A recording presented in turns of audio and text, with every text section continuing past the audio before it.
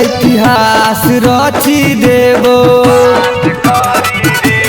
करे नयन रंगदारी रे बेटा इतिहास रची देबो। जहिया हमरा जिला में धरे बही रे बेटा तमाश करी देबो। जहिया मधुबनी जिला में धरे बही रे बेटा तमाश करी देबो।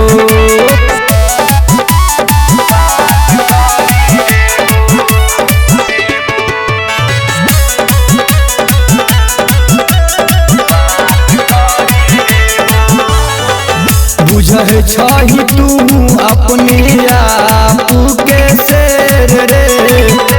जहिया घर बही बेटा मारबो घेर घेर रे।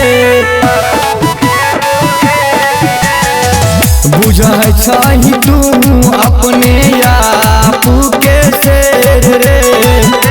जहिया धर बही बेटा मारबो घेर घेर रे।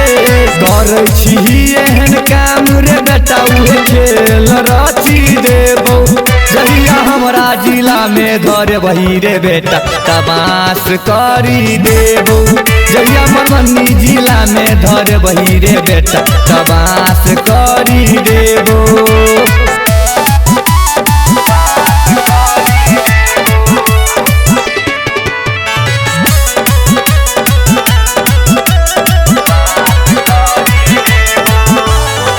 सरवन सूर्या के जानै छै जमाना रे।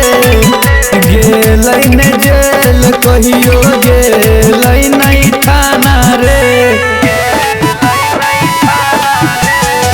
सरवन सूर्या के जानै छै जमाना रे। गेलै ने जेल कहियो गेलै नहीं थाना रे। रंजन रोकी से भीड़ नहीं बेटा तबाह करी देतो। जया मधुबनी जिला में धरे बही रे बेटा तमाश करी देबो। जया मधुबनी जिला में धरे बही रे बेटा तमाश करी देबो। पिट्टी फाड़ दो रे।